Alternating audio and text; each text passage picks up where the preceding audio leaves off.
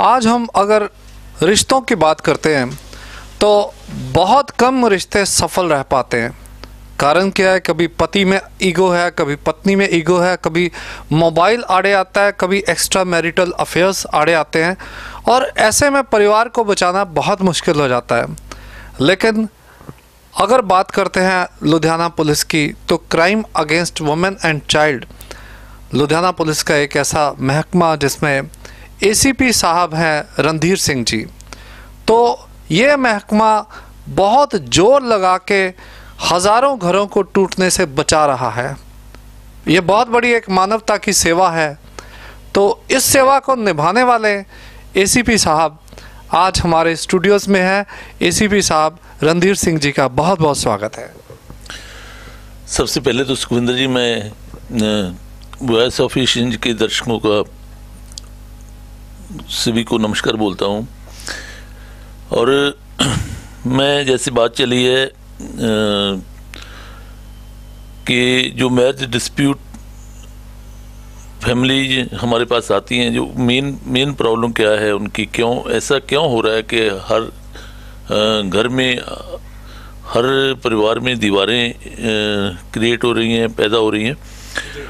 तो उसके बारे में बताना चाहूँगा कि जो हम देखते हैं, हमारा नज़रिया है कि भी वो उसको किसी एक बात को ब्लेम नहीं कर सकते हम कि किसी एक कारण के वजह से ऐसा हो।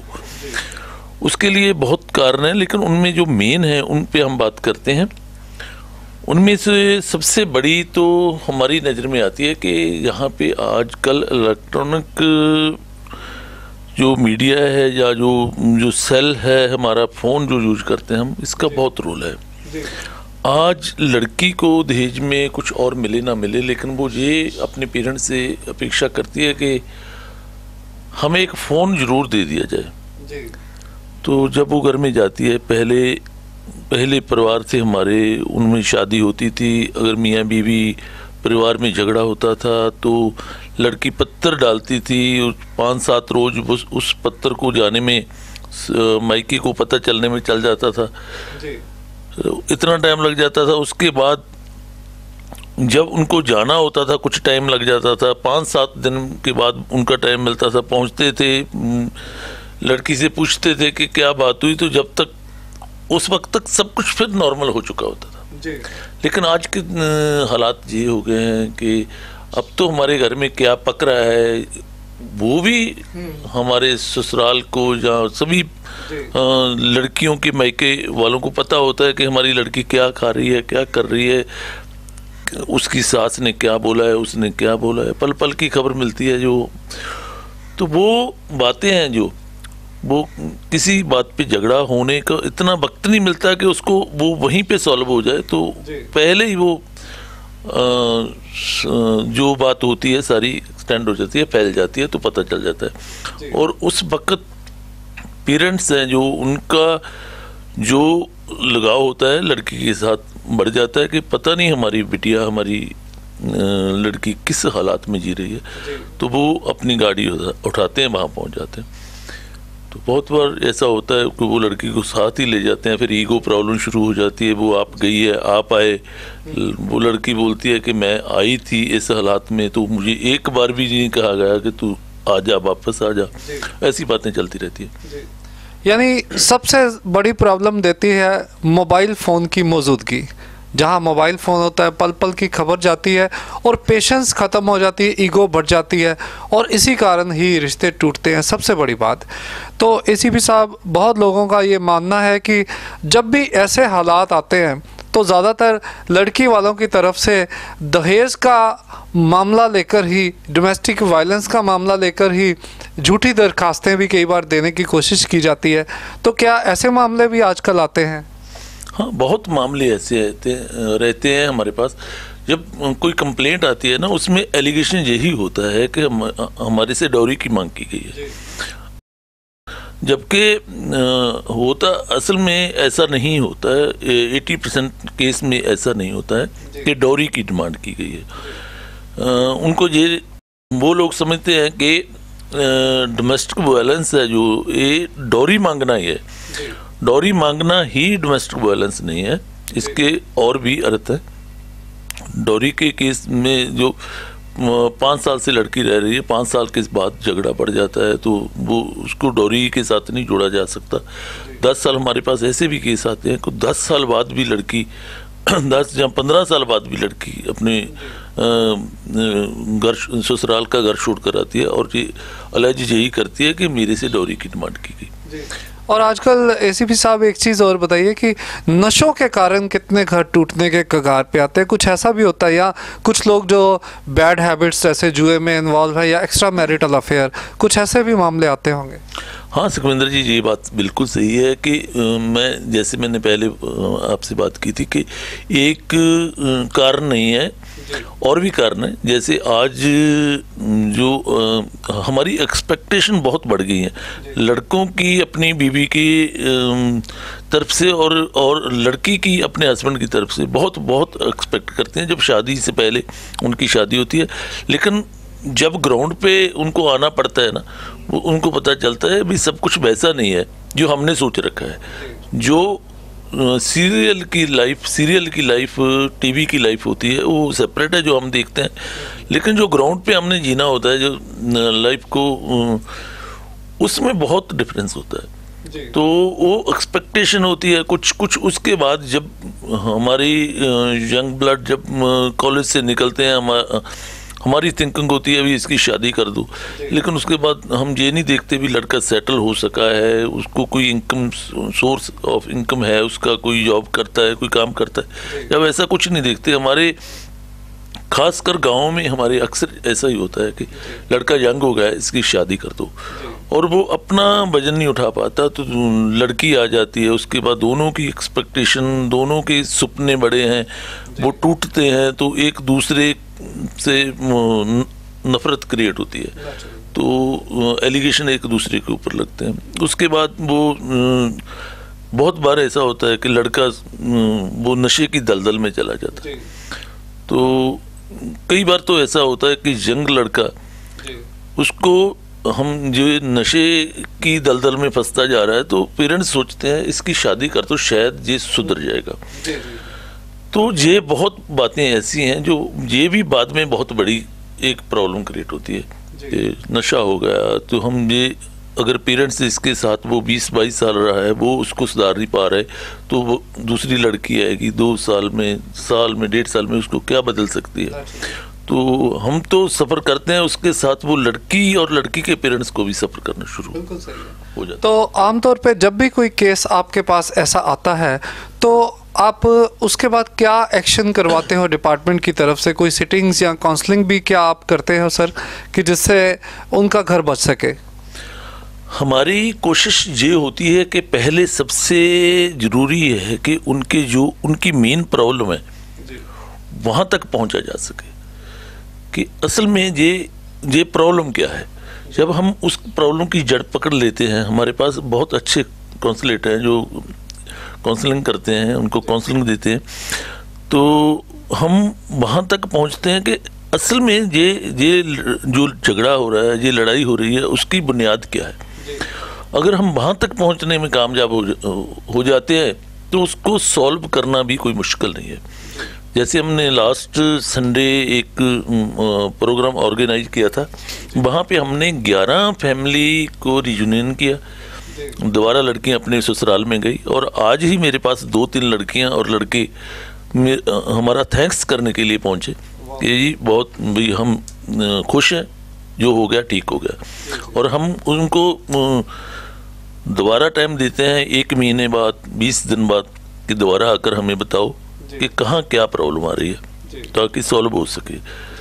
तो ये हमारा सेल है जो बहुत अच्छा काम कर रहा है। वाकई दर्शकों, आमतौर पर आम इंसान पुलिस से बहुत डरता है, उसको लगता है कि पता नहीं एक पुलिस अधिकारी सामने आएगा तो उठा के जेल में पटक देगा, लेकिन इस तरह से जैसे एसीपी साहब रणधीर सिंह जी और इनका विभाग जो crime against women and child, तो ये विभाग बहुत से घरों को टूटने से बचा रहा है, जो आज के समय में बहुत बड़ा एक पुण्य का काम है। एसीपी साहब, अब हमारे दर्शक ये भी जानना चाहेंगे, क्योंकि हमारे पूरे एशिया में ही दर्शक हैं, तो पंजाब में तो बहुत जगह पे हैं, तो आपने बहुत से शहरों में जॉब्स की हैं, तो अपना कैरियर किया है शुरू। मेरे से भी आपकी मुलाकात आज से 17 साल पहले हुई थी, जब आप SHO सराबा नगर लुधियाना लग के आए थे। तो तब भी आप इतने ही यंग और हैंडसम थे, और आज भी आप इतने ही यंग और हैंडसम हो। तो अच्छे कर्म हमेशा एक इंसान में ग्लो देते हैं, जो आपके चेहरे में भी ग्लो है। तो दर्शक जानना चाहेंगे आप किन किन शहरों में रहे हैं, कहाँ कहाँ रहे हैं? सुखविंदर जी, मैं ज्वाइन किया था 90 में अमृतसर में, और उसके बाद मेरी पोस्टिंग लुधियाना में हुई थी। लुधियाना से मुझे संगरूर डिस्ट्रिक्ट में नौकरी करने का मौका मिला। नवा शहर में मैंने नौकरी की है। मैं खन्ना और जुगरांव में भी पोस्ट रहा हूँ, रायकोट वगैरह, तो इन डिस्ट्रिक्ट में नौकरी की है। मैं तकरीबन 8-9 महीने से ये वुमेन सेल देख रहा हूँ। इससे पहले मैं आनंदपुर साहब में DSP आनंदपुर साहब था।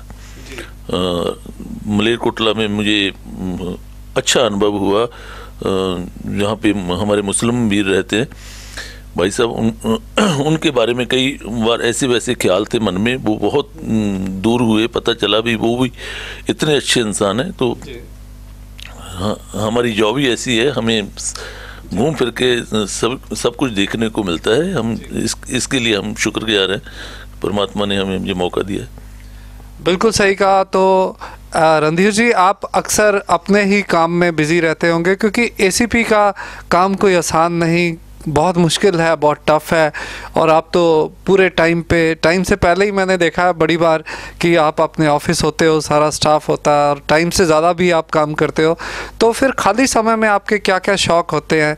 कोई संगीत का या स्पोर्ट्स का कोई ऐसा शौक़? तो कैसे, कभी खाली समय तो वैसे होता ही नहीं होगा आपके पास, कभी कोई संडे या छुट्टी, कोई ऐसा अनुभव, तो कैसे आप व्यतीत करते हो?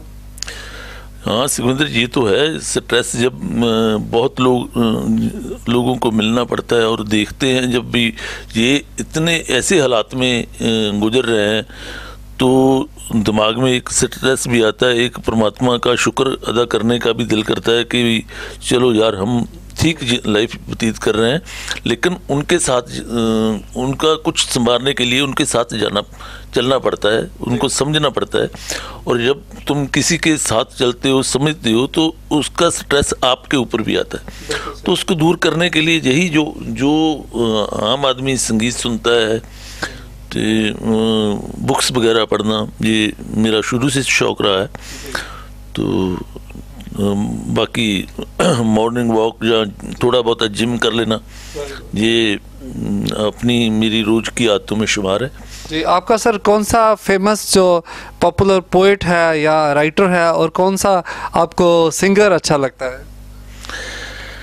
देखिए, किसी एक बहुत अच्छे सिंगर हैं हमारे, किसी एक के बारे में बोलना तो मेरा ख्याल बाकी के साथ जाती होगी। लेकिन हाँ, आज की डेट में एक हिंदी सिंगर है बहुत अच्छी,